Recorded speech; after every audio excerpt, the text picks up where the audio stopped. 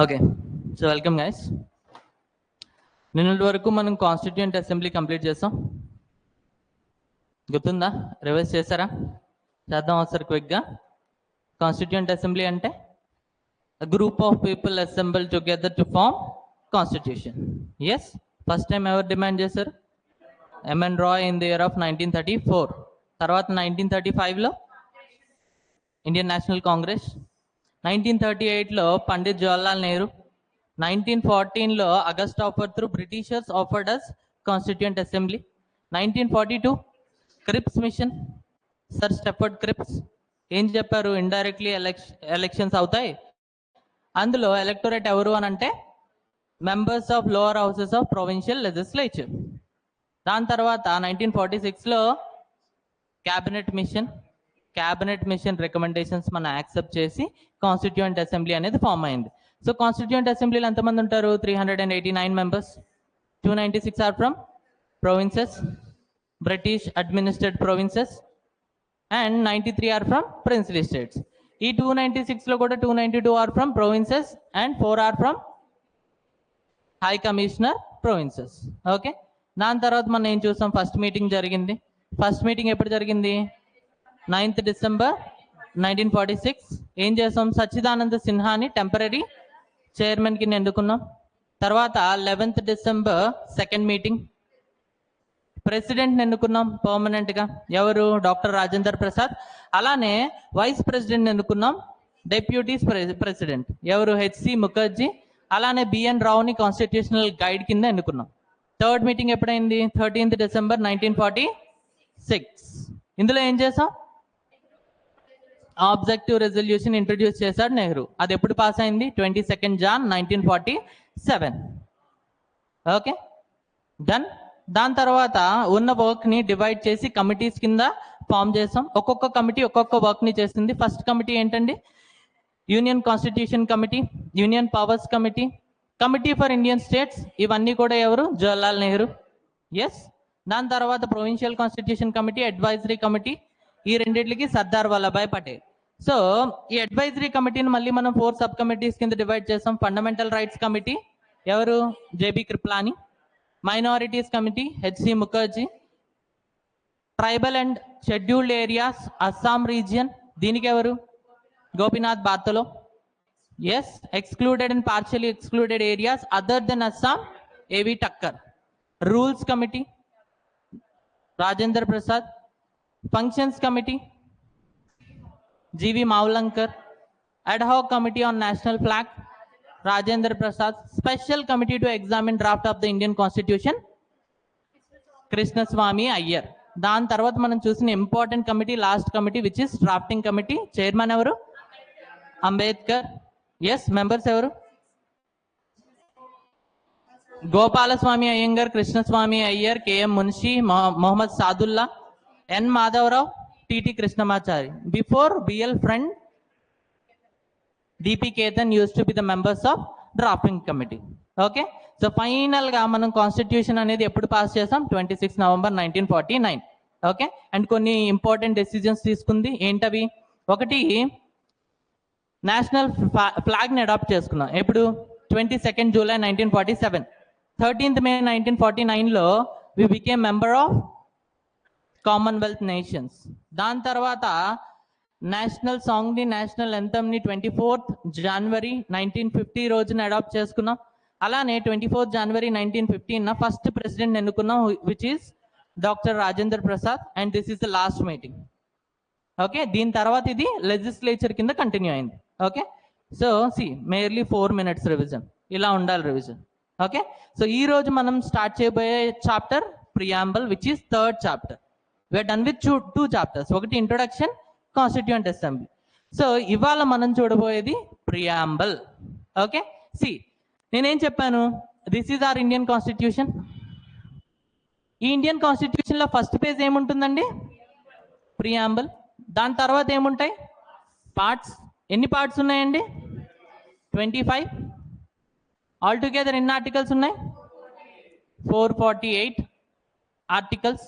And last లో ఏముంటుంది? ఎన్ని షెడ్యూల్స్ ఉన్నాయి? 12 షెడ్యూల్స్. ఓకే, అయితే ఇంతవరకు మనం కాన్స్టిట్యూషన్ కోసం ఏమీ చదవాల. ఫస్ట్ మనం చదివింది ఏంటి? ఇంట్రొడక్షన్, అసలు పాలిటీ అంటే ఏంటి, ఇందులో ఏం చదువుతామో చూసాం. సెకండ్, మనం ఈ కాన్స్టిట్యూషన్ చదవడానికి వెళ్ళే ముందు ఈ కాన్స్టిట్యూషన్ ని ఎవరు ఫ్రేమ్ చేశారు వాళ్ళ గురించి చదువుకున్నాం, which is nothing but constituent assembly. So ఈ రోజు మనం యాక్చువల్ గా కాన్స్టిట్యూషన్ లో ఎంటర్ అవుతున్నాం and we are going to read preamble. Okay, see preamble అంటే ఏంటి అని అంటే ఏం లేదండి, ఒక బుక్ మనం చదివేటప్పుడు, లేదు అని అంటే ఏదైనా ఒక వంటకం చేస్తున్నాం, ఎగ్జాంపుల్ టీ చేస్తున్నాం.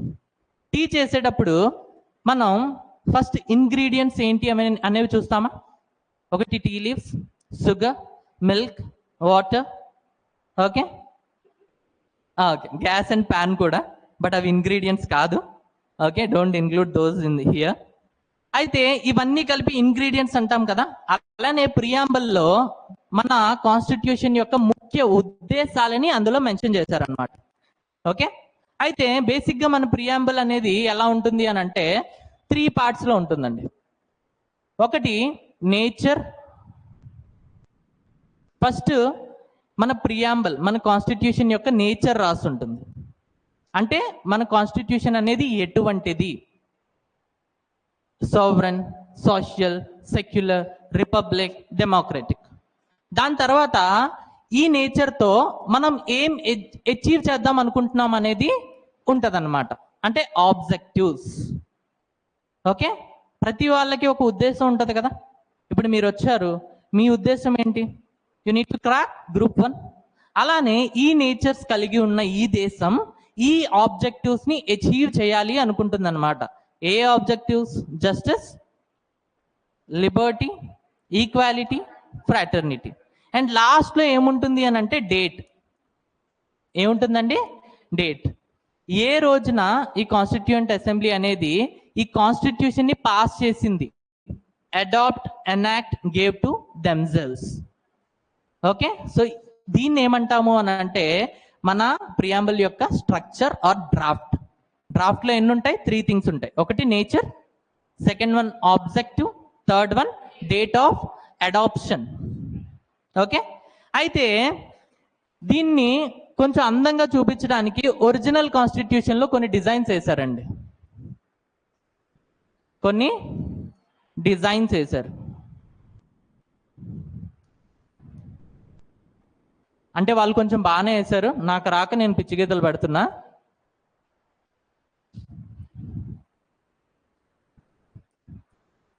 ఇట్లా డిజైన్స్ వేసి ఈ 4 sides ఉన్నాయి కదా, 4 sides లో 4 animals ని పెట్టారు. ఏంటా animals? Elephant, ox or bull, lion, horse. Okay, so ఇక్కడ మనకు ఉండేది ఏంటి అని అంటే ఎలిఫెంట్. ఏముంటుందండి? ఎలిఫెంట్. ఇక్కడ బుల్, ఎద్దు. ఇక్కడ హార్స్, గుర్రం. అండ్ ఇక్కడ వచ్చేసి లయన్. ఓకే, అండ్ ఈ డిజైన్స్ చేశారు కదా, ఈ డిజైన్స్ చేసిన అతని పేరు ఏంటి అని అంటే వ్యోహార్ రామ్ మనోహర్ సిన్హా. ఏంటండి? వ్యోహార్ రామ్ మనోహర్ సిన్హా. సో సింపుల్, రెండు ఫ్యాక్ట్స్ చెప్పాను.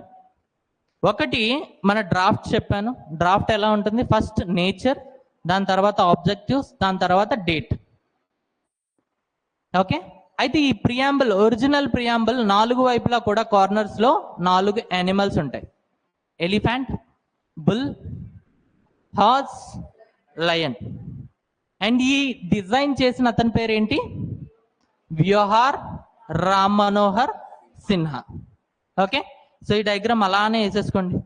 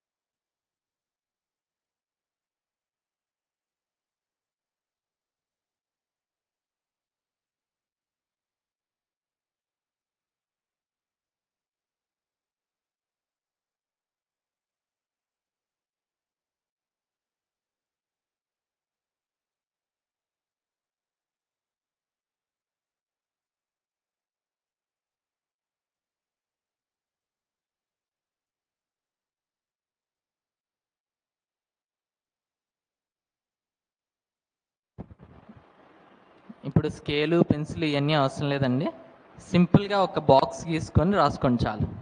ఓకే, రాసుకున్నారు ఆల్రెడీ? డన్, రాసుకున్నారా? అయితే బీయింగ్ గ్రూప్ 1 ఆస్పిరెంట్ మనకి ప్రియాంబుల్ మొత్తం రావాలండి, ప్రియాంబుల్ మొత్తం కూడా రావాలి. అయితే బట్టి కొట్టడం కొంచెం కష్టమే, బట్ నేను ఒక పద్ధతి చెప్తాను, ఆ పద్ధతిలో బట్టి కొట్టండి. First sure you gonna remember everything. Okay, so first ఏమన్నాను, నేచర్ అన్నాను కదా. సో నేచర్ అనేది నేను ఈ పేజ్లో రాస్తా, ఆబ్జెక్టివ్స్ నెక్స్ట్ పేజ్, డేట్ అనేది last page. Okay, so first write along with me. We the people of India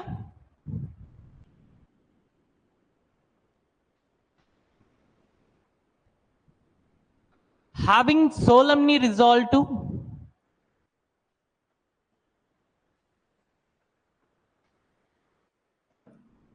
constitute India into sovereign. ఇవి మన నేచర్స్ అండి. సోవరెన్ అనేది మన దేశం యొక్క nature. Sovereign, social, secular, democratic,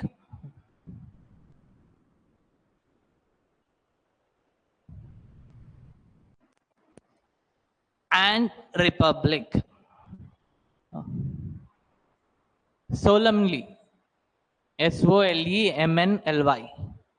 We the people of India, having solemnly resolved to constitute India into sovereign, social, secular, democratic, and republic.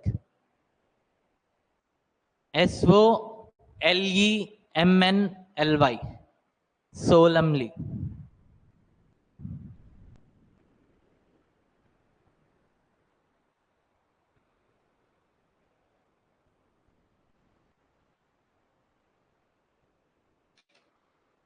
Okay, nature simple.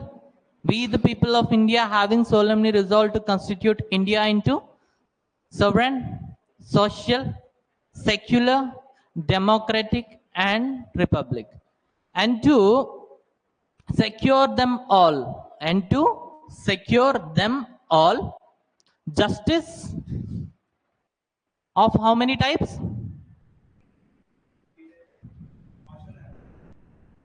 Social, economical, and political. Liberty of 5 types: thought,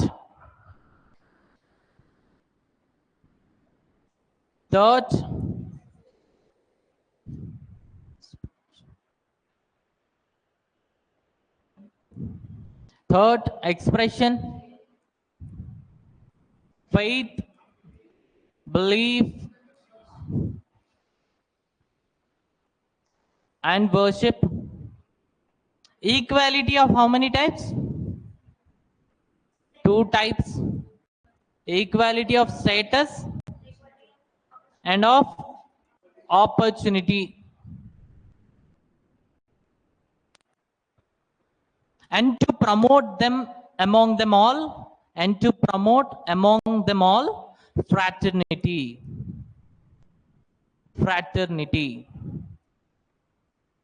Assuring the dignity of individual,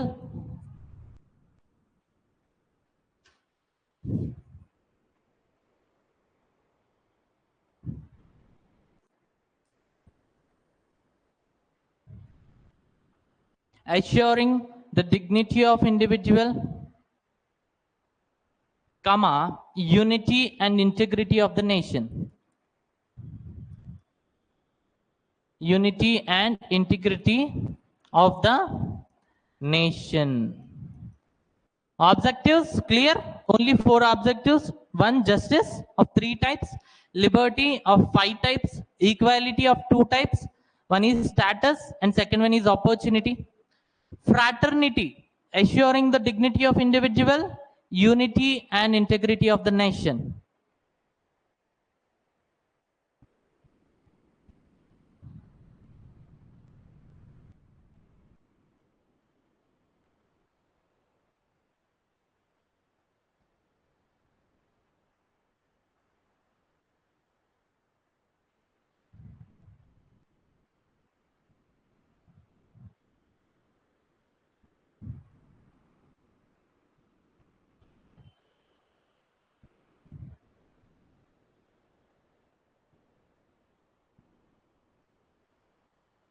ఇప్పుడు మీకు ఏం గుర్తుండో నేను ఒక్కొక్క టర్మ్ని క్లియర్గా explain చేస్తా, అప్పుడు ఖచ్చితంగా గుర్తుంటాయి. ఓకేనా? So wait for that moment.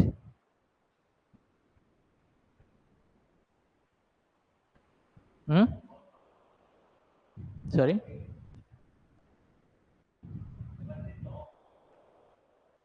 Yes, liberty of thought, expression, faith, belief, and worship.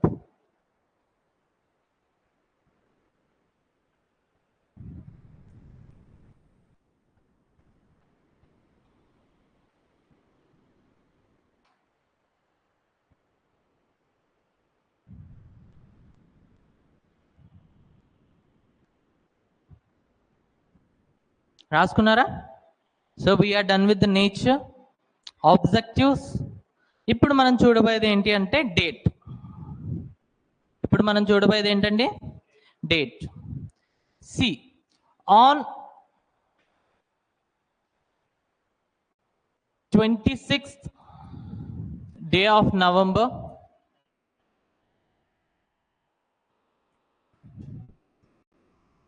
we hereby adopt, enact, and gave to ourselves this Constitution of India. Gave to ourselves this Constitution of India.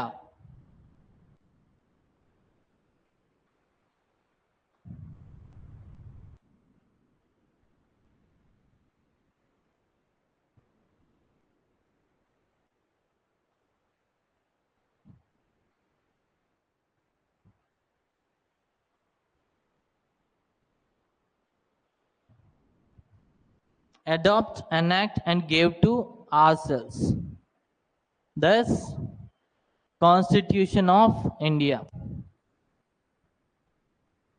This Constitution of India. Okay? ఏం లేదండి, బట్టి కొట్టాల్సిన అవసరం లేదు, ఆటోమేటిక్గా గుర్తుంటుంది. First దీన్ని post mortem చేద్దాం. See, we the people of India. Okay, ఈ ఫస్ట్ లైన్ పట్టుకోండి, లాస్ట్ లైన్ చూడండి. Hereby adopt, enact, and gave to ourselves this constitution of India. దీని అర్థం ఏంటి అని అంటే, దీన్ని కాన్స్టిట్యూయెంట్ అసెంబ్లీ తయారు చేస్తున్నారు, but on the behalf of people. So ఇక్కడ we the people of India hereby adopt, enact, and gave to ourselves this constitution of India. అంటే మేము భారతదేశపు ప్రజలం, మేము ఈ కాన్స్టిట్యూషన్ ని యాక్సెప్ట్ చేస్తున్నామని చెప్పి రాశారనమాట.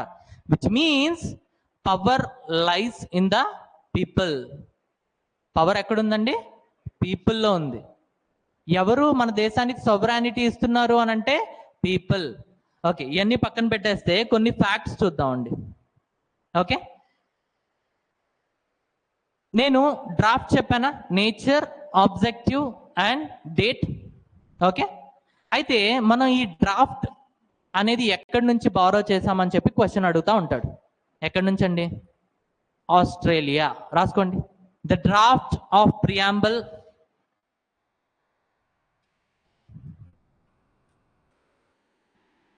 The draft of preamble is borrowed from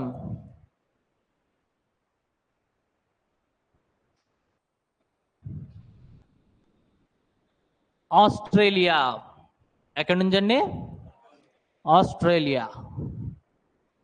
the draft of preamble borrowed from Australia. రాసుకున్నారా? Second thing, అసలు ఈ ప్రియాంబుల్ ని మనం ఎక్కడ బారో చేసుకున్నామని చెప్పి అడుగుతూ ఉంటారు. Preamble is inspired from objective resolution. మనం ఆబ్జెక్టివ్ రిజల్యూషన్ చదివామా? అందులో కూడా మీరు క్లియర్ గా చూస్తే sovereign, independent, republic, and third point వచ్చేసి democratic. Okay, and seventh point వచ్చేసి యూనిటీ అండ్ ఇంటెగ్రిటీ. ఓకే, మధ్యలో చూస్తే జస్టిస్, ఈక్వాలిటీ, లిబర్టీ. సో మనం ఈ బేసిక్ ప్రియాంబుల్ అనే దాన్ని మనం ఎక్కడి నుంచి తీసుకున్నాము అని అంటే objective resolution. Okay, so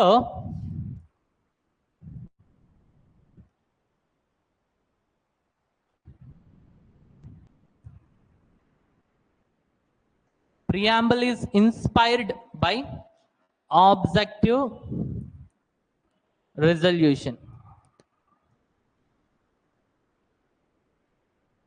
Preamble is inspired by objective resolution.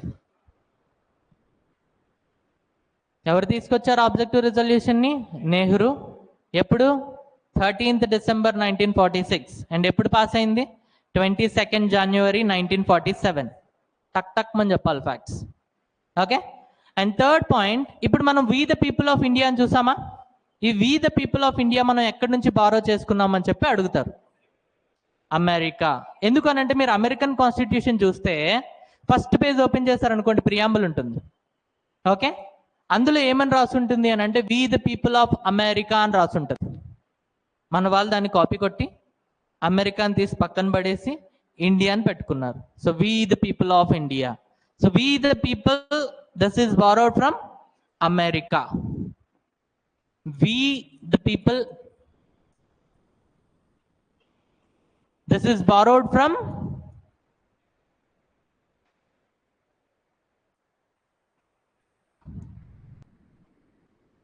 United States of America.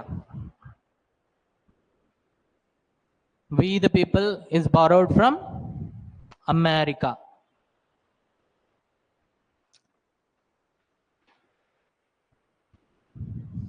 Okay, simple. The draft of preamble is borrowed from Australia. Draft అంటే ఏంటి? ఫస్ట్ నేచర్ ఉంటుంది, దాని తర్వాత ఆబ్జెక్టివ్స్, దాని తర్వాత డేట్. సేమ్ ఇదే పద్ధతిలో మీరు ఆస్ట్రేలియాలో చూస్తారు. సెకండ్ వన్ వచ్చేసి this is inspired from objective resolution which was introduced by Nehru. And third one వచ్చేసి మీరు చూసే first line we the people of India, this is borrowed from America. Okay, clear? అయితే ఇప్పుడు ఒక్కొక్కటిగా చేసి మనం నేచర్ చూసాం కదా, sovereign, social, secular, democratic and republic. ఇప్పుడు ఒక్కొక్కటిగా చేసి వాటి యొక్క మీనింగ్ ఏంటో తెలుసుకుందాం. ఓకేనా? So first keep a side heading as sovereign.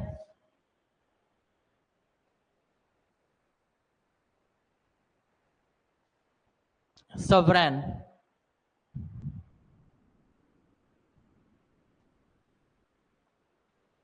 Okay, sovereign అంటే ఆల్రెడీ మనం డిస్కస్ చేసిందే, మళ్ళీ ఒకసారి రిపీట్ చేస్తున్నా. ఇప్పుడు యాజ్ అన్ ఇండివిజువల్ నేను ఏదైనా ఒక డెసిజన్ తీసుకున్నా. ఓకే, ఆ డెసిజన్ తీసుకునేటప్పుడు నేను మా అమ్మనో నాన్ననో లేదా నా గర్ల్ ఫ్రెండ్నో నా వైఫ్నో నేను ఎవరిని అడగకుండా తీసుకున్నా. అప్పుడు నన్ను ఏమంటారు? ఇండిపెండెంట్. అదే ఒక గవర్నమెంట్ స్వతహాగా డెసిజన్ తీసుకుంటే దాన్ని ఏమంటాం? సావరెన్. సో సావరెన్ అనే దాన్ని ఏ కేసులో యూజ్ చేస్తాం? గవర్నమెంట్ కేసులో యూజ్ చేస్తాం. సింపుల్. అయితే ఈ సావరెన్ అనే పదం ఎక్కడి నుంచి వచ్చింది అని అడుగుతారు. సావరెన్ అనే పదం ఒక లాటిన్ వర్డ్ సురేనస్ నుంచి వచ్చిందండి. దీని అర్థం ఏంటి అని అంటే సుప్రీం అథారిటీ. అంటే ఒక డెఫినెట్ టెరిటరీలో ఈ గవర్నమెంట్కి సుప్రీం అథారిటీ ఉంటుంది. ఎగ్జాంపుల్, ఇప్పుడు ఇండియా మ్యాప్ ఉందా? ఈ ఏరియా మొత్తంలో కూడా సుప్రీం అథారిటీ ఎవరిది అని అంటే ఇండియన్ గవర్నమెంట్. యుఎస్ గవర్నమెంట్ వచ్చి ఇక్కడ ఏమైనా పెత్తనం చెలేస్తానంటే ఊరుకోం. ఎందుకు అని అంటే సుప్రీం అథారిటీ ఎవరిది? మనది. ఇక్కడికి వచ్చి యుఎస్ గవర్నమెంట్ ఏదైనా లా అప్లై చేస్తాను అని అంటే మనం ఊరుకోం. ఎందుకు అని అంటే ఇక్కడ సుప్రీం అథారిటీ ఎవరిది? ఇండియాది.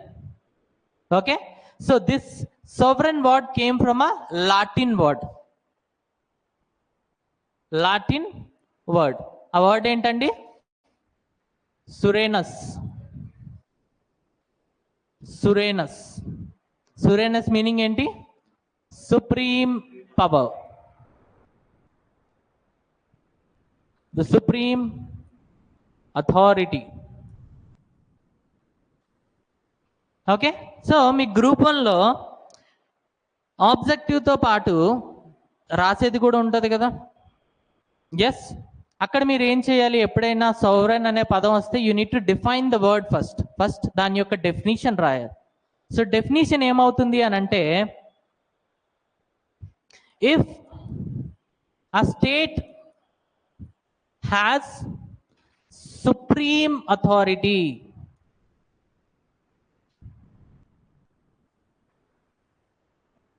in a defined territorial area,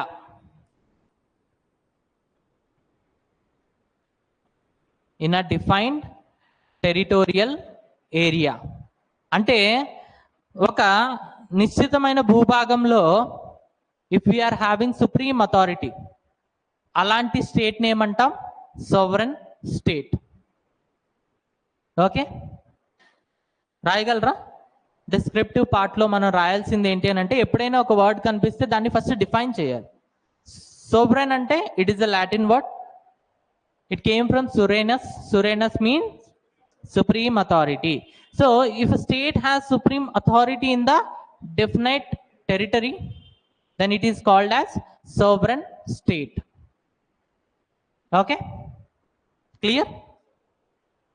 అర్థమైందా? So simple.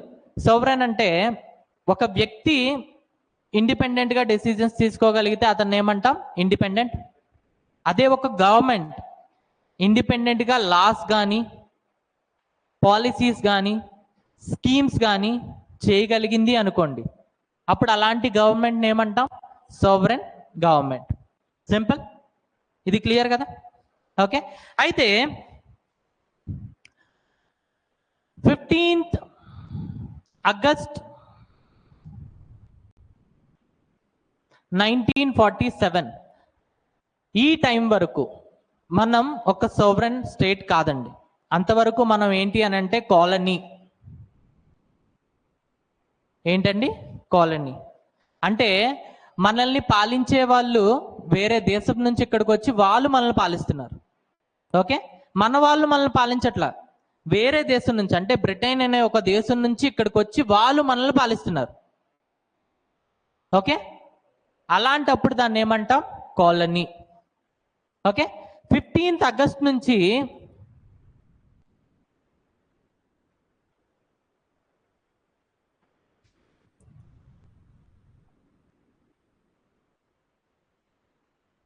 ఈ రోజున ఏమైంది, వి బికేమ్ రిపబ్లిక్, అంటే మన కాన్స్టిట్యూషన్ అమల్లోకి వచ్చింది.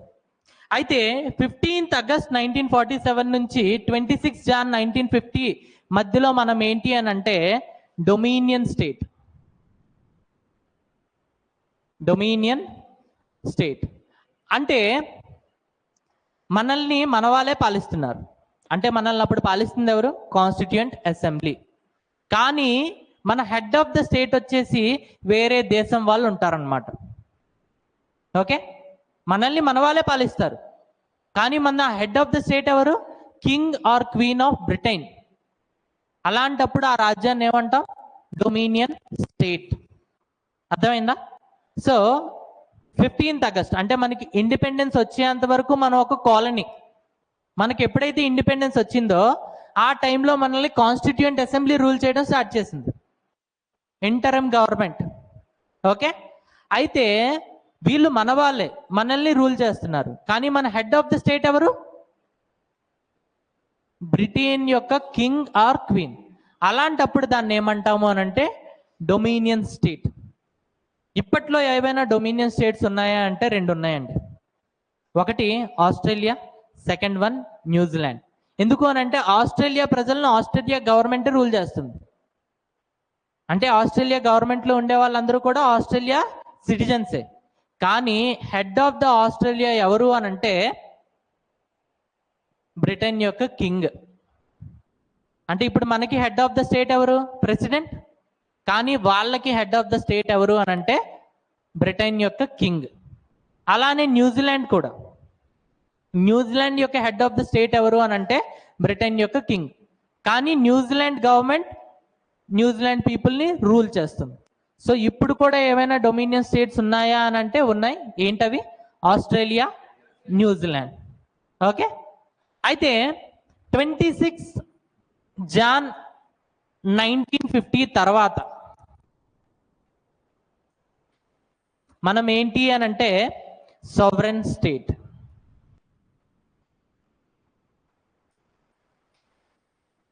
ఇక్కడ ఏమవుతుంది, మన ప్రజల్ని మనమే పాలిస్తున్నాం. And the head of the state is president, మనవాడు, వేరే దేశం వాడు కాదు. ఓకే, సో ఇక్కడ మనం ఏమయ్యాము అని అంటే సావరెన్ స్టేట్. అర్థమైందా? సి, ఎప్పుడైనా ఒక బిల్ పాస్ అవ్వాలి అని అంటే ఫస్ట్ అది లోక్సభలోకి వెళ్తుంది, లోక్సభ పాస్ చేసిన తర్వాత రాజ్యసభలోకి వెళ్తుంది, రాజ్యసభ పాస్ చేసిన తర్వాత ప్రెసిడెంట్ సైన్ చేయాలి. అప్పుడే ఆ బిల్ అనేది యాక్ట్ అవుతుంది, ఆ బిల్ అనేది చట్టం అవుతుంది. ఓకే, అయితే ఇక్కడ సోవరెన్ అయిన తర్వాత ఒక బిల్ అనేది చట్టం అయ్యేంత వరకు ప్రతి దగ్గర ఇండియన్స్ స్వతహాగా డెసిజన్ తీసుకుంటున్నారు. అదే ఇక్కడ చూసుకుంటే ఎప్పుడైతే ఒక బిల్ని ఇంట్రొడ్యూస్ చేశారో ఫైనల్ గా దాని మీద సైన్ చేయాల్సింది ఎవరు? బ్రిటన్ యొక్క కింగ్ ఆర్ క్వీన్. సో ఇక్కడ డెసిజన్ తీసుకోవాలని అంటే మనం వేరే ఫారెన్ కంట్రీ యొక్క అప్రూవల్ కోసం వెయిట్ చేస్తున్నాం. సో ఇక్కడ మనం సోవరెనా? కాదు, స్వతహాగా డెసిజన్ తీసుకోవట్లేదు. Finally we are asking the king or queen to sign on it. అదే ఇక్కడైతే అలా అడుగుతున్నామా? లేదు. స్టేట్ లో కూడా ఏదైనా బిల్ పాస్ చేయాలి అని అంటే ఫస్ట్ లెజిస్లేటివ్ అసెంబ్లీ, దాని తర్వాత లెజిస్లేటివ్ కౌన్సిల్, ఫైనల్ గా దాని మీద గవర్నర్ సైన్ చేస్తారు, వెంటనే బిల్ అనేది యాక్ట్ అవుతుంది. ఆ యాక్ట్ అనేది ఇంప్లిమెంట్ చేస్తే దాన్నే లా అంటాం. ఓకే, సో ఇక్కడ ప్రతి దగ్గర కూడా స్వతహాగా డెసిజన్ తీసుకుంటున్నాం, అందుకనే మనం సావరెన్ స్టేట్. అర్థమైందా? క్లియర్? రాసుకోండి.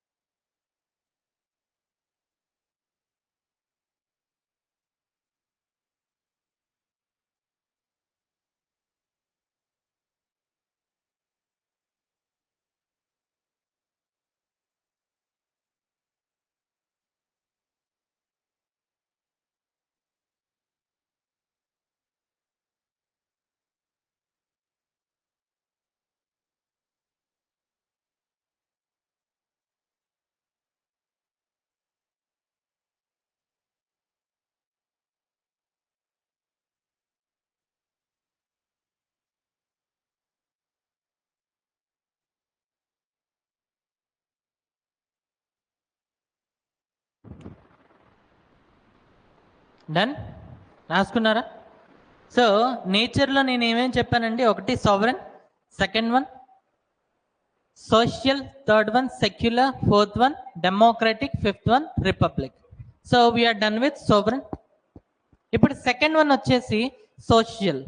So keep a heading as socialist.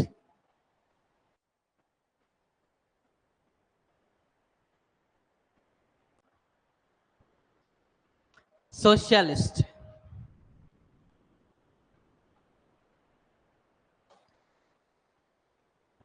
Okay, అయితే ఈ పదం మీకు అర్థం అవ్వాలి అని అంటే ఫస్ట్ ఇంకో పదం కూడా మీకు అర్థం కావాలి, క్యాపిటలిజం, సోషలిజం. ఓకే, ఈ రెండింటి మధ్యలో డిఫరెన్స్ తెలిసింది అనుకోండి, మీకు ఆటోమేటిక్గా సోషలిజం అంటే ఏంటో అర్థం అవుతుంది.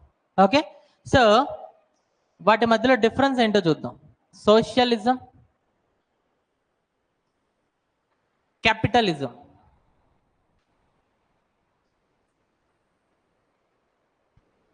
ఓకే, సి సోషలిజం అంటే ఏంటి అని అంటే ఇక్కడ అన్నీ కూడా గవర్నమెంట్ యొక్క ప్రాపర్టీస్ ఉంటాయండి. అర్థమైందా?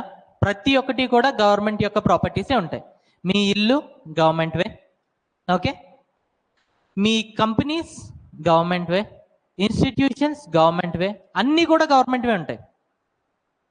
ప్రైవేట్ ప్రాపర్టీస్ అంటూ ఏమీ ఉండవు. అయితే ఇక్కడ ఏమవుతుంది అని అంటే ప్రతి ఇంట్లో జనాలు ఉంటారు కదా, వాళ్ళు పనికి వెళ్తూ ఉంటారు. అయితే ఇక్కడ కూడా అలానే ప్రతి ఇంట్లో ఉన్న జనాలందరూ పనికి వెళ్తారు. పనికి వెళ్ళిన తర్వాత వాళ్ళ శాలరీ ఎంత అంటే, ఒక నెల మొత్తం వీళ్ళందరూ కష్టపడతారు. లెట్స్ సే 100 మంది ఉన్నారు. ఓకే, 100 మంది ఉంటే 1,00,000 రూపాయలు ఎర్న్ చేశారు అందరూ కలిపి. ఎంత ఎర్న్ చేశారండి? 1,00,000 రూపాయలు. అప్పుడు ఈ 1 మంత్ అయిన తర్వాత ఈ 1,00,000 రూపాయల శాలరీని, అంటే మొత్తం ప్రాఫిట్ని ప్రతి ఒక్కరికి ఈక్వల్గా డిస్ట్రిబ్యూట్ చేస్తారు. నువ్వు ఎక్కువ పని చేసినా, తక్కువ పని చేసినా, నువ్వేం పని చేయకుండా ఇంట్లో పడుకున్నా కూడా నీకు వచ్చేది ఈక్వల్ శాలరీ. అర్థమైందా? లెట్స్ సే పాపులేషన్ 100 మెంబర్స్ ఉన్నారు. వీళ్ళందరిలో కొంతమంది వెళ్ళి పని చేశారు. మొత్తానికి ప్రాఫిట్ ఎంత వచ్చిందండి? 1,00,000 రూపాయలు. ఇప్పుడు ఒక నెల అవ్వంగానే గవర్నమెంట్ ఏం చేస్తుంది అని అంటే, ఈ 1,00,000 రూపాయలని ఆ 100 మంది మధ్యలో డివైడ్ చేస్తుంది. సో ప్రతి ఒక్కరికి ఎంత వెళ్తుంది అని అంటే 1,000 రూపాయలు, మీరు పని చేసినా చేయకపోయినా.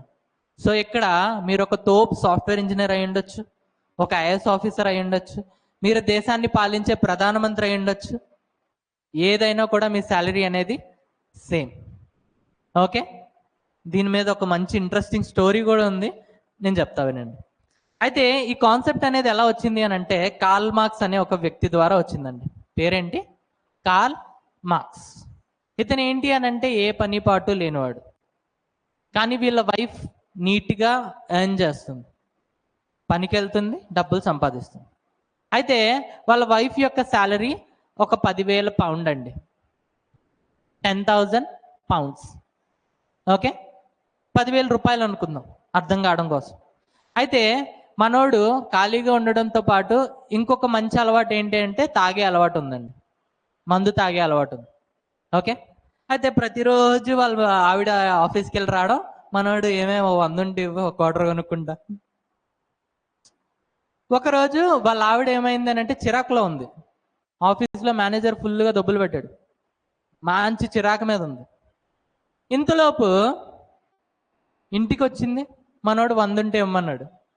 పో, నాకే పని నుంచి బొళ్ళని దొబ్బులు పడుతుంది, నువ్వు 100 అడుగుతావు ఏంటి అని చెప్పి తిట్టేసింది. తిట్టేస్తే ఈడు మనసు బాగోక వీళ్ళ ఫ్రెండ్కి ఫోన్ చేశాడు. వాళ్ళ ఫ్రెండ్ ఏం చేశాడంటే, అరే సరేరా నా దగ్గర ఫారెన్ స్కాచ్ ఉంది తిప్పిస్తారా అంటే, వాళ్ళ ఫ్రెండ్ కొంచెం రిచ్ అనమాట. ఫారెన్ స్కాచ్ ఉంది తిప్పిస్తారా అని చెప్పి తీసుకెళ్ళాడు. వెళ్ళాడు, 2 పెగ్గలు వేసాడు. 2 పెగ్గలు వేసిన తర్వాత ఎవడైనా కూడా మంచిగా మాటలు చెప్తాడు. వెంటనే వీడేమన్నాడంటే, అరే అసలు ఇప్పుడు నడుస్తున్న సిస్టమే కరెక్ట్ కాదు. ఇప్పుడు మా ఇంట్లో 2 ఉన్నాం, మా ఇంట్లో సంపాదన ఎంత నెలకి? 10,000. నేను రోజు అడుక్కునే బదులు మా ఆవిడ ఎప్పుడైతే సంపాదిస్తుందో ఆ సంపాదన ఇంటిళ్ళ పాకి ఈక్వల్గా డిస్ట్రిబ్యూట్ చేసేస్తే దాని 5,000తో అది ఖర్చులు పెట్టుకుంటుంది, నా 5,000తో నేను ఖర్చులు పెట్టుకుంటా, దాని 3 మీద డిపెండ్ అవ్వాల్సిన అవసరం నాకు ఉండదు కదా అని అంటాడు. ఓకే, అయితే కాన్సెప్ట్ చాలా బాగుందని వీళ్ళ ఫ్రెండ్, అరే నువ్వు పడుకో పొద్దున్న మాట్లాడుకుందని చెప్పి నీట్గా పడుకోబెడతాడు దుప్పటేసి. పొద్దున్న లేచిన తర్వాత, అరే నువ్వు చెప్పిన కాన్సెప్ట్ ఎక్సలెంట్గా ఉంది, నా దగ్గర మంచి డబ్బులు ఉన్నాయి, నేను నీకు స్పాన్సర్ చేస్తా, నువ్వు చెప్పిన కాన్సెప్ట్ బ్రాడర్ లెవెల్లో రాయని చెప్పి చెప్తాడు. ఆ బ్రాడర్ లెవెల్లో రాస్తే దాన్ని ఏమంటామంటే సోషలిజం. ఇక్కడ ఏంటి, ఇంట్లో ఒక వ్యక్తి సంపాదించిన సంపాదన ఇంటిళ్ళ పాదికి ఈక్వల్గా డిస్ట్రిబ్యూట్ చేస్తున్నాం. సోషలిజంలో ఏమవుతుంది అని అంటే, దేశంలో జనాలు మొత్తం సంపాదించిన సంపాదన మళ్ళీ ఉన్న జనాల మొత్తానికి ఈక్వల్గా డిస్ట్రిబ్యూట్ చేస్తాం. అర్థమైందా? ఆ కాన్సెప్ట్ పేరే సోషలిజం. ఆ కాన్సెప్ట్ ఇచ్చిన అతని పేరు కార్ల్ మార్క్స్. Okay, clear? అదే క్యాపిటలిజంలో ఏమవుతుంది అని అంటే, ఉన్న ప్రాపర్టీ అంతా కూడా ప్రైవేట్ వాళ్ళది అయి ఉంటుందండి. ఇక్కడ నువ్వు ఎంత కష్టపడితే అంత డబ్బు వస్తుంది నీకు. అర్థమైందా? ఇక్కడ ఈక్వాలిటీ అనే థింగ్ ఉండదు. నువ్వు బుర్ర పెట్టు, మంచిగా పంచే, నీకు ఎక్కువ సాలరీ వస్తుంది. Okay, clear? సో రాసుకోండి, సోషలిజంలో ఓన్లీ పబ్లిక్ ప్రాపర్టీ,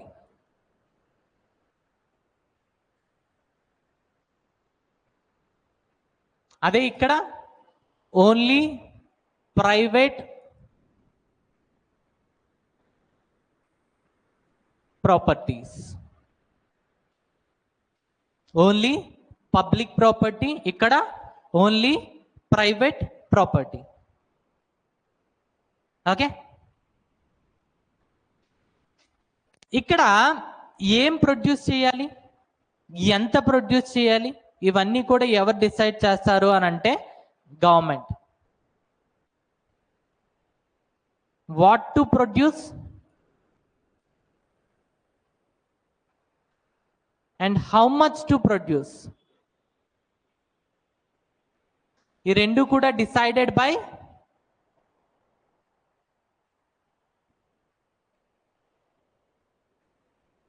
గవర్నమెంట్. ఎవరు డిసైడ్ చేస్తారండి? గవర్నమెంట్. అదే క్యాపిటలిజంలో అయితే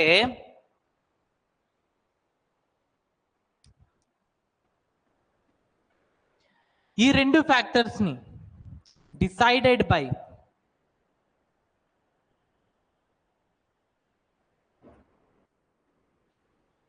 market, decided by market.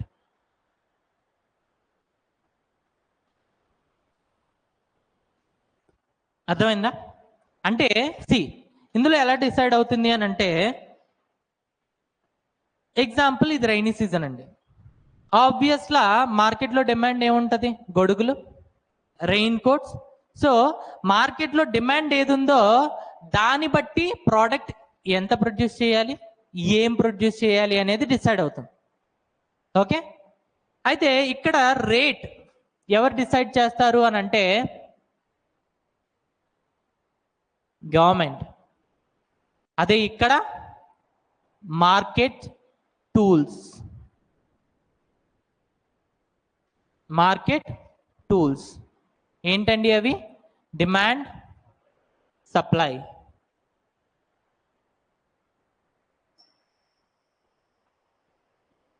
Demand and supply రాసుకోండి, ఎక్స్ప్లెయిన్ చేస్తా.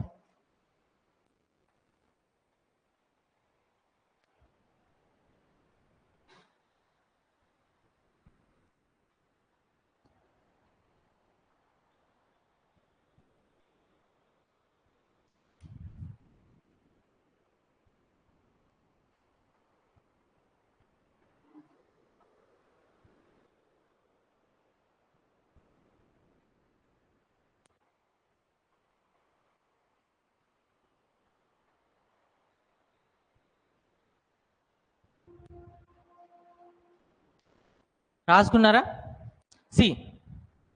ఇప్పుడు ఇందులో రేట్ అనేది గవర్నమెంట్ డిసైడ్ చేస్తుంది, బట్ ఇందులో ఏంటి అని అంటే మార్కెట్ డిసైడ్ చేస్తుంది. లెట్స్ సే ఇక్కడ ఒక 10 మంది ఉన్నారండి. ఓకే, ఎంతమంది ఉన్నారు? 10. అయితే ఈ రోజు 10 బ్రెడ్స్ వచ్చినాయి అండి. ఎన్ని బ్రెడ్స్ వచ్చినాయి? 10. అయితే ఇప్పుడు ఏమవుతుంది అని అంటే ఇతను బ్రెడ్కి ఒక రేట్ చెప్తాడు, 1 రూపీ అని. ఈ 10 మంది వస్తారు, ఒక్కొక్కరు ఒక్కొక్క రూపాయి ఇచ్చి 10 బ్రెడ్స్ని కొనుక్కుంటారు. ఓకే, అయితే ఇప్పుడు ఏమైంది అని అంటే నెక్స్ట్ రోజు ఈ బ్రెడ్స్ అనేవి 12 వచ్చినాయి మార్కెట్లోకి, బట్ ఒక్కొక్కరికి ఒక్కొక్క బ్రెడ్ చాలు. ఎక్స్ట్రా ఎన్ని ఉన్నాయి? 2. ఇప్పుడు ఈ 2 అనేవి ఎక్స్ట్రా అయిపోయినాయి. సో జనాలకి యాక్చువల్లీ వద్దు, బట్ నువ్వు కొంచెం తక్కువ ప్రైస్ చేసి ఇచ్చేసావు అనుకోండి, వాళ్ళు అది కూడా కొనుక్కుంటారు. సో ఎప్పుడైతే సప్లై అనేది ఎక్కువైపోతుందో రేట్ అనేది పడిపోతుంది.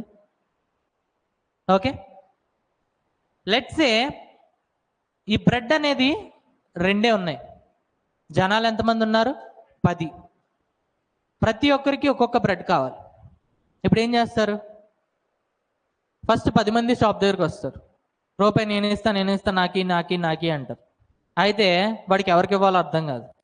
వెంటనే ఒక తెలివైనడు ఏం చేస్తాడు? నేను 2 రూపాయలు ఇస్తా అంటాడు. ఇంకోటి ఏమంటాడు? నేను 3 రూపాయలు ఇస్తా అంటాడు. ఇంకోటి ఏమంటాడు? ఎన్ని కాదా, నేను 10 రూపాయలు ఇస్తే నాకు బ్రెడ్ ఇచ్చా అంటాడు. జనాలందరూ ఇంక జోబీలు చెక్ చేస్తారు, మాక్సిమం ఒక్కొక్కటి దగ్గర 8 రూపాయలు 5 రూపాయలే ఉంటాయి. సో ఒక బ్రెడ్ వీడు పట్టుకెళ్ళిపోతాడు. సెకండ్ బ్రెడ్కి వచ్చేసేటప్పటికి సెకండ్ వాడి దగ్గర హైయెస్ట్ 8 రూపాయలు ఉన్నాయి, వాడు 8 రూపాయలు ఇచ్చేసి వాడు బ్రెడ్ని తీసుకెళ్తాడు. సో ఇక్కడ ఏమైంది?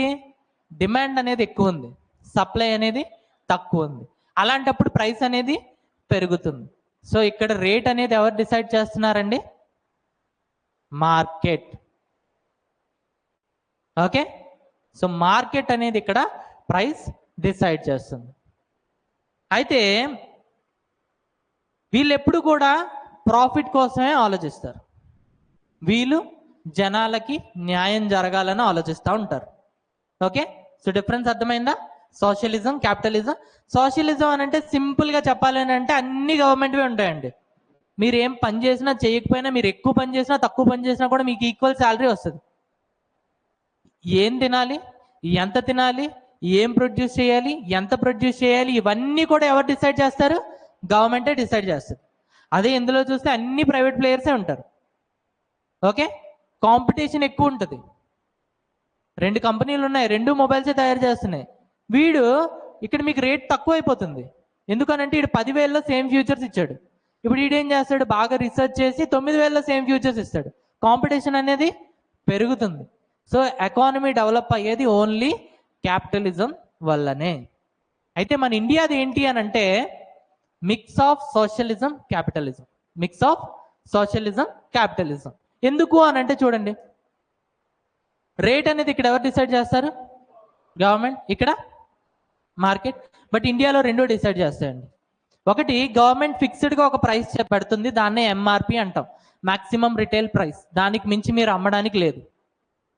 ఓకే, అండ్ ఇంకోవైపు మార్కెట్ని బట్టి రేట్ డిసైడ్ అవుతుంది. ఎగ్జాంపుల్, మీరు ఒక సోప్ని ఒక పల్లెటూరులోకి వెళ్ళి కొన్నారు, అక్కడ ఒక్క షాపే ఉంది. సో మీకు ఎంఆర్పి మీద ఆ సోప్ అమ్ముతాడు. ఓకే, అదే 4-5 హోల్సేల్ దుకాణాలు ఉన్నాయి, అక్కడికి వెళ్ళారు అనుకోండి, ఒకడు 30 రూపీస్ సోప్ మీకు 25కి ఇస్తా అంటాడు, ఇంకొకడు 50% ఆఫ్ అనేస్తాడు, అంటే 15 రూపాయలకి ఇచ్చేస్తా అంటాడు. అదెవరు? మన డిమార్ట్. సో ఇక్కడ ఒకటి మార్కెట్ అనేది రోల్ ప్లే చేస్తుంది, అండ్ సెకండ్ వన్ గవర్నమెంట్ అనేది రోల్ ప్లే చేస్తుంది. సో మన ఇండియన్ ఎకానమీ ఎలాంటిది అని అంటే mix of socialism and capitalism. Okay, రాసుకోండి. Indian economy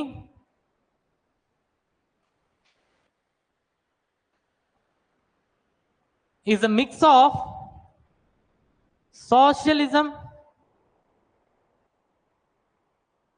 and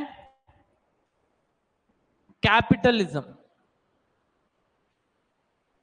Indian economy is a mix of socialism and capitalism.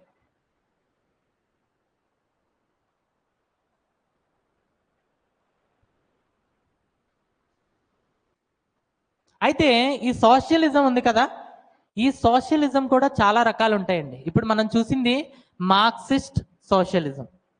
ఏంటండి? Marxist socialism, which means this concept is given by Karl Marx.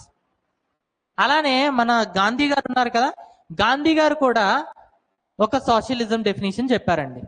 Gandhi గారు ఎప్పుడు పల్లెటూర్లు అంటూ ఉంటారు. సో గాంధీ గారి డెఫినేషన్లో కూడా పల్లెటూర్లే ఉంటాయి. పల్లెటూర్లు సెల్ఫ్ ఇండిపెండెంట్ ఎప్పుడవుతాయో అప్పుడు గాంధీజీ పరంగా సోషలిజం అన్నమాట. అంటే పల్లెటూరులోనే పంట పండాలి. ఓకే, వాళ్ళు ఫుడ్ ప్రాసెసింగ్ చేయాలి, ఫుడ్ ప్రాసెసింగ్ చేసి బాగా డబ్బులు సంపాదించాలి, అండ్ వాళ్ళే రూల్ చేసుకోవాలి, పంచాయత్ రాజ్ సిస్టమ్. ఈ 3 థింగ్స్ ఎప్పుడైతే అవుతాయో దాన్ని ఏమంటాము అంటే గాంధీయన్ సోషలిజం. ఏమంటాం? Gandhian socialism. కార్ల్ మార్క్స్ ఏం చెప్తున్నాడు? దేశం మొత్తం పనిచేస్తుంది, వచ్చిన ఇన్కమ్ ని దేశం మొత్తం ఈక్వల్ గా డిస్ట్రిబ్యూట్ చేస్తాం. నువ్వు ఎక్కువ చేసినా తక్కువ చేసినా చేయకపోయినా కూడా you will get equal amount. But Gandhiji ఏం చెప్తున్నాడు? సోషలిజం డెఫినేషన్, ఎప్పుడైతే పల్లెటూర్లు సెల్ఫ్ రిలయంట్, ఆత్మ నిర్భర్ అవుతాయో అప్పుడు గాంధీజీ పరంగా సోషలిజం అనే కాన్సెప్ట్ వచ్చినట్టు. అంటే వాళ్ళే పంట పండించి, వాళ్ళే ఫుడ్ ప్రాసెసింగ్ చేసి కొంచెం డబ్బులు సంపాదించుకొని, అండ్ వాళ్ళే పరిపాలించుకునేటట్టు సిస్టమ్ ఎప్పుడైతే వస్తుందో అది గాంధీజీ పరంగా గాంధీయన్ సోషలిజం. ఓకే, సింపుల్ గా చెప్పాలి అని అంటే ఎప్పుడైతే పల్లెటూర్లు పొలిటికల్ గా, ఎకనామికల్ గా ఇండిపెండెంట్ గా ఉంటాయో, అంటే వాళ్ళ పల్లెటూరులోనే వాళ్ళు సంపాదించుకొని వాళ్ళే రూల్ చేసుకోవడం. ఓకే, అంటే అగ్రికల్చర్ చేస్తూ మంచిగా డబ్బులు సంపాదించి పంచాయత్ రాజ్ సిస్టమ్ ద్వారా వాళ్ళే రూల్ చేసుకున్నారు అనుకోండి, దాన్ని ఏమంటాం? Gandhian socialism. Okay, so heading పెట్టుకోండి, గాంధీయన్ సోషలిజం అని.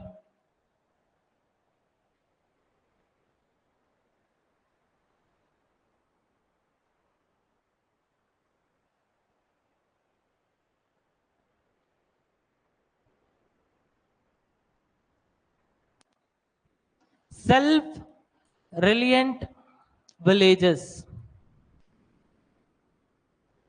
both economically and politically. Both economically and politically.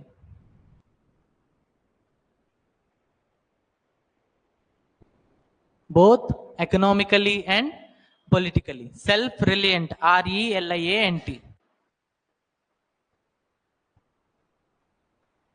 Okay, so India అనేది క్యాపిటలిస్ట్ కంట్రీయా సోషలిస్ట్ కంట్రీయా అని అంటే it's a mix of socialism and capitalism. ఆ సోషలిజంలో కూడా రెండు రకాలు ఉన్నాయి, ఒకటి Marxist socialism, second one Gandhian socialism. అయితే ఇప్పుడు గాంధీజీ కాన్సెప్ట్ ఇచ్చిన తర్వాత జనాల క్వశ్చన్ ఏంటి అని అంటే, మీరు అంటున్నారు India is a mix of socialist and capitalist. అయితే ఈ సోషలిస్ట్ అంటున్నారు కదా, ఇది ఏ రకమైన సోషలిజం అని చెప్పి అడిగారు అనమాట. అయితే ఎప్పుడైనా కూడా కాన్స్టిట్యూషన్ పరంగా ఎవరికైనా డౌట్ ఉంటే దాన్ని మీరు నేను ఆన్సర్ చేయకూడదండి, ఓన్లీ సుప్రీంకోర్టు మాత్రమే ఆన్సర్ చేస్తుంది. ఓకే, అయితే ఇక్కడ సుప్రీంకోర్టు ఆన్సర్ చేసింది. ఎప్పుడు అని అంటే, ఫస్ట్ టైం ఇండియా ఎప్పుడు గెలిచింది వరల్డ్ కప్? 1983. ఏరా అది కూడా తెలియదా? 1983. ఓకే, సో ఆ ఇయర్లో ఒక కేసు వచ్చిందండి, D S Nakara versus union of India.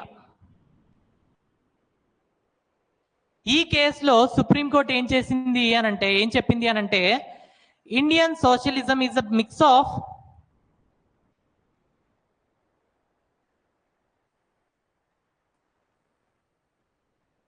Gandhian and Marxist socialism, and it leans more towards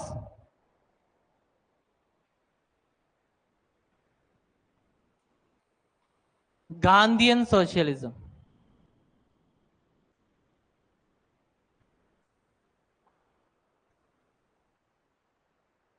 And it leans more towards Gandhian socialism. రాసుకున్నారా? సింపుల్, కన్ఫ్యూజ్ అవ్వద్దు. సోషలిజం అని ఉంది కదా, మనది యాక్చువల్లీ సోషలిజం అని అంటే కాదండి. India is a mix of capitalism and socialism. ఆ సోషలిజంలో కూడా చాలా రకాల సోషలిజమ్స్ ఉన్నాయి, ఒకటి Marxist and second one Gandhian. అయితే ఇప్పుడు పీపుల్ ఏమడిగారు అని అంటే సుప్రీంకోర్టుకి, మనది ఏ టైప్ ఆఫ్ సోషలిజం అన్నారు. అయితే సుప్రీంకోర్టు ఏమనింది అని అంటే, మనది mix of Gandhian socialism and Marxist socialism అని చెప్పింది. కానీ మనం ఎక్కువ టిల్టెడ్ టువర్డ్స్ గాంధీయన్ సోషలిజం అంది. ఓకే, ఇది మనకి 2018 UPSC question.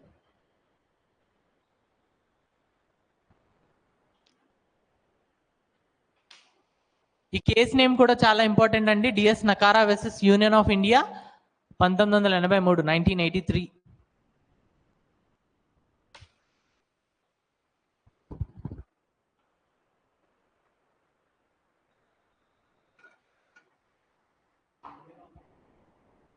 Yes,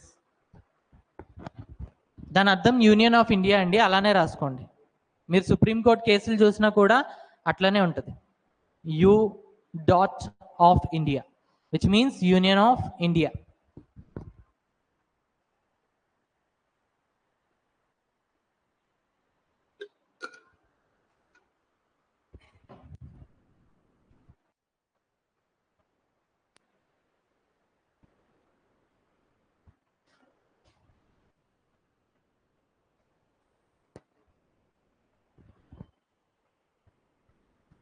రాసుకున్నారా? Clear? Okay. So in like ప్రియాంబుల్లో నేచర్లో ఎన్ని టైప్స్ ఉంటాయండి? 5. ఒకటి sovereign, second one social, third one secular, fourth one democratic and fifth one republic. We're done with sovereign, social. ఇప్పుడు మనం చూడబోయేది ఏంటి అని అంటే సెక్యులర్. రాసుకోండి.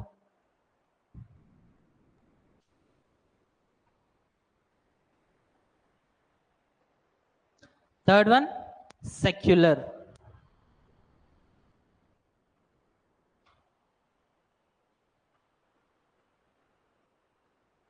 సో రిలీజియన్ పరంగా స్టేట్స్ అనేవి 3 రకాలుగా డివైడ్ అయ్యాయండి. ఎన్ని రకాలు? 3 రకాలు. ఒకటి థియోక్రాటిక్,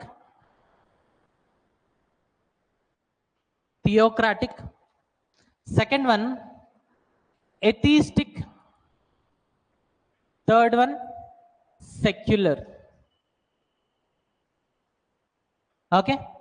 సో వీటి డిఫరెన్స్ ఏంటో చూడండి. ఇప్పుడు నేనున్నాను, యాజ్ అ పర్సన్ నాకు ఒక రిలీజియన్ ఉంటుంది. Yes, let's say I'm a Muslim. As a person నాకు ఒక రిలీజియన్ ఉంది, నేను ఒక ముస్లిం. ఓకే. అలానే ఒక దేశానికి కూడా ఒక రిలీజియన్ ఉంది అనుకోండి. అప్పుడు దాన్ని ఏమంటాము అని అంటే థియోక్రాటిక్ స్టేట్ అంటాం. ఏమంటాం? Theocratic state. అంటే ఒక దేశానికి రిలీజియన్ ఉండడం. ఎగ్జాంపుల్ పాకిస్తాన్. పాకిస్తాన్ పేరు ఏంటి అని అంటే Islamic republic of Pakistan. Bangladesh పేరు ఏంటి అని అంటే Islamic republic of Bangladesh. Sri Lanka పేరు ఏంటి అని అంటే బుద్ధిస్టిక్ రిపబ్లిక్ ఆఫ్ శ్రీలంక. అలానే Bhutan, Buddhist republic of Bhutan. అదే ఇండియా పేరు ఏంటి అంటే రిపబ్లిక్ ఆఫ్ ఇండియా. అంటే ఇండియాకి సెపరేట్గా స్టేట్ రిలీజియన్ అనేది లేదు. ఓకే. ఒకవేళ స్టేట్కి ప్రత్యేకంగా ఒక రిలీజియన్ ఉంటే దాన్ని ఏమంటాం? Theocratic state. Okay. So here state has its own religion. అలానే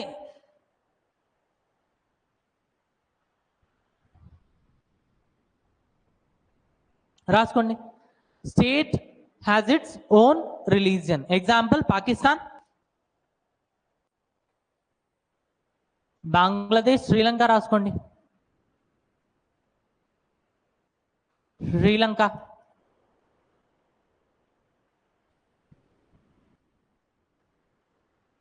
ఓకే.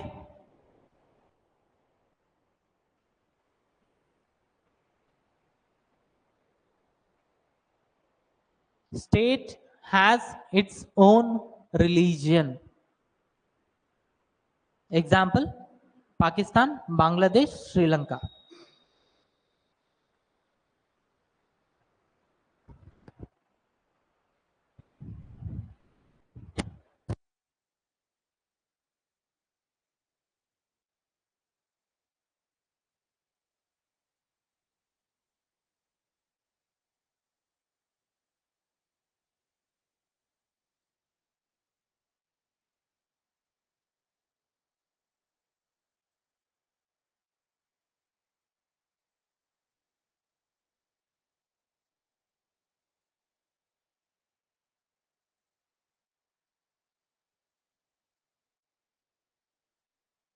అర్థమైందా?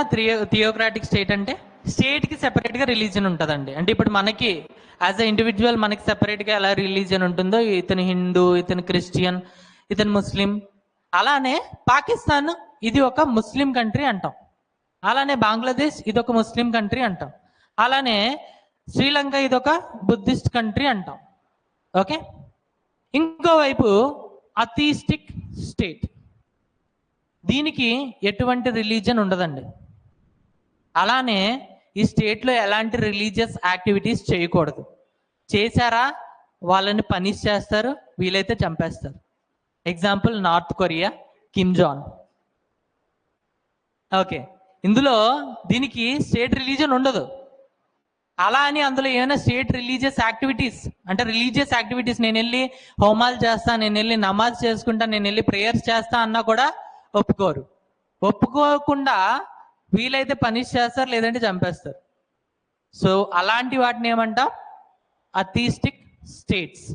అందుకనే ఎవరికైతే భగవంతుడి మీద విశ్వాసం లేదో వాళ్ళు వాళ్ళని ఏమని పిలుచుకుంటారు? ఆమె ఎథీస్ట్. అర్థమైందా? ఆ ఎథీస్ట్ అనే పదం ఇక్కడి నుంచి వచ్చింది. Okay, so state has no religion, state has no religion, no religious activities are allowed in the state. No religious activities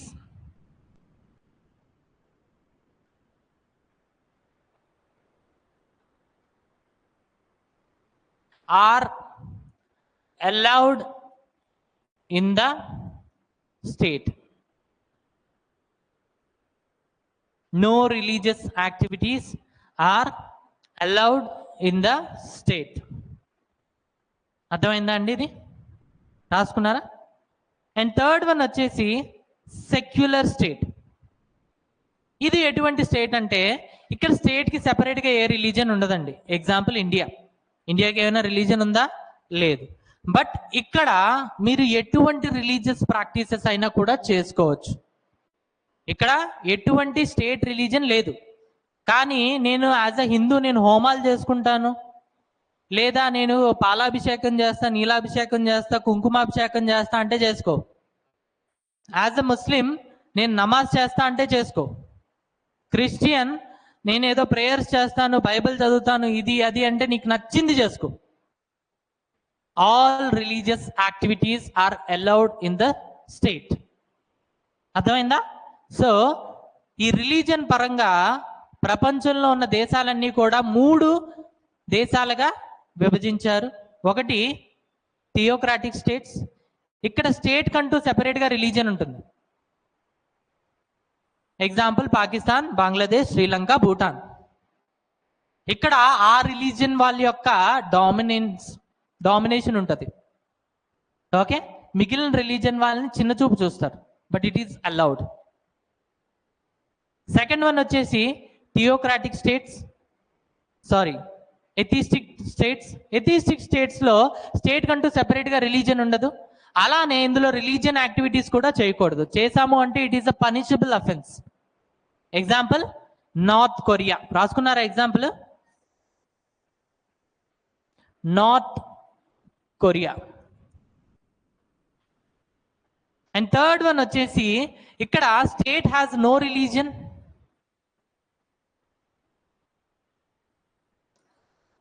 but religious activities are allowed. Religious activities are allowed. Example ఏంటండి? India. Example India. So secular అనే పదం అర్థమైందా? Secular అంటే స్టేట్కి అంటూ సెపరేట్గా ఏ religion ఉండదు. ఏ religion అయినా కూడా మీరు ఇక్కడ ప్రాక్టీస్ చేయొచ్చు, తప్పేమీ లేదు.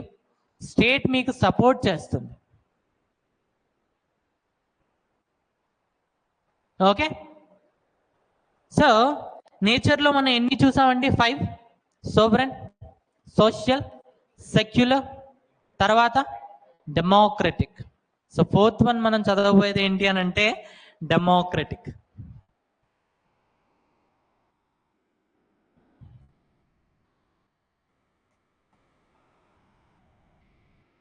డెమోక్రటిక్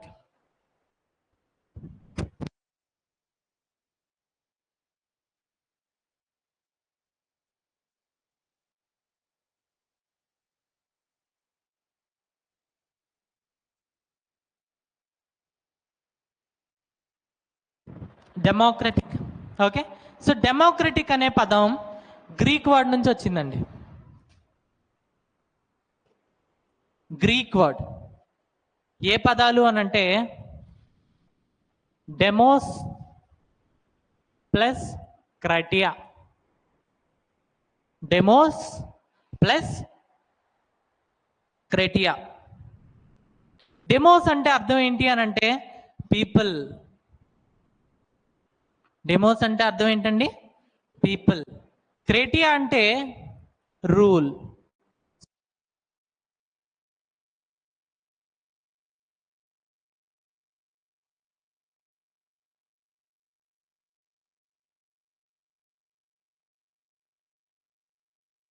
డెమోక్రసీ అంటాం.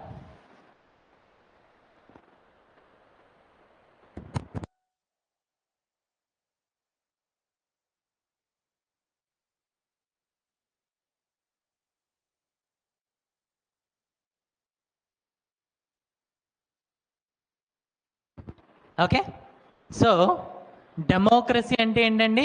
The rule of people. Democracy అనే పదం ఎక్కడి నుంచి వచ్చింది? Greek. Demos plus criteria. Demos అంటే పీపుల్, క్రైటీరియా అంటే rule. So the rule of people is called as democracy. Yes. అయితే డెమోక్రసీలో 2 టైప్స్ ఉన్నాయండి. ఒకటి డైరెక్ట్ డెమోక్రసీ, సెకండ్ వన్ వచ్చేసి ఇండైరెక్ట్ డెమోక్రసీ. డైరెక్ట్ డెమోక్రసీ ఏంటి అని అంటే ప్రజలు వాళ్ళని వాళ్ళు స్వతహాగా రూల్ చేసుకుంటారు. విచ్ మీన్స్ పీపుల్ వాళ్ళని వాళ్ళు స్వతహాగా రూల్ చేసుకుంటారు. సో పీపుల్ వాళ్ళని వాళ్ళు స్వతహాగా రూల్ చేసుకుంటారు. అదే ఇండైరెక్ట్ డెమోక్రసీలో ఏమవుతుంది అని అంటే people they will elect their representatives.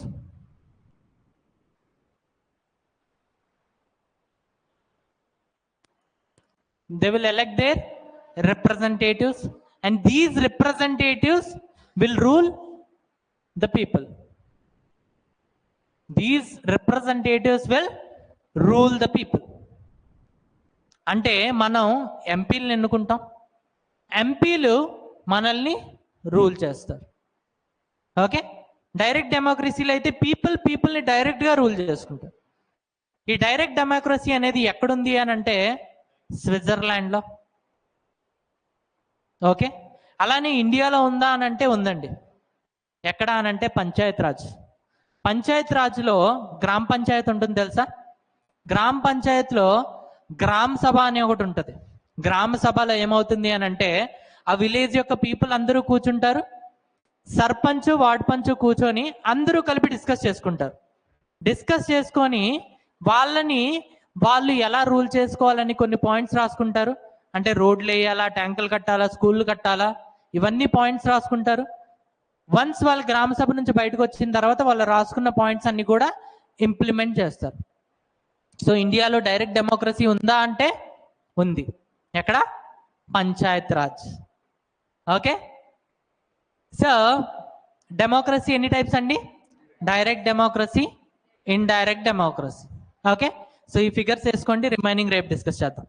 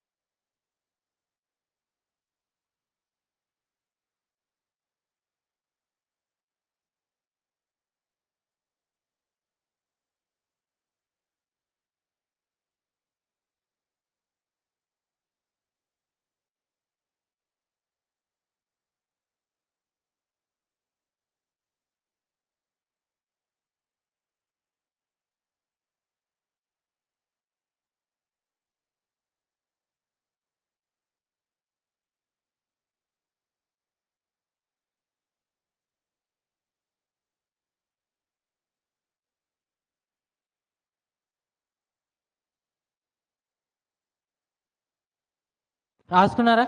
ఒకసారి క్విక్గా రివిజన్ చేద్దాం. ప్రియాంబల్. ఓకే, సో ప్రియాంబల్లో మనం ఏం చూస్తాం? Nature, objective, date. దీన్ని మనం ఏమంటాం? Draft. And we borrowed this draft from Australia. Okay, అయితే ఈ ప్రియాంబుల్లో 4 కార్నర్స్లో 4 యానిమల్స్ ఉంటాయి. ఏంటవి? Elephant, bull, horse, lion.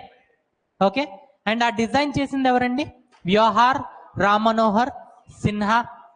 Okay, అయితే బేసిక్గా ఈ ప్రియాంబుల్ అనే దాన్ని మనం ఎక్కడి నుంచి ఇన్స్పైర్ అయ్యాము అని అంటే ఆబ్జెక్టివ్ రిజల్యూషన్.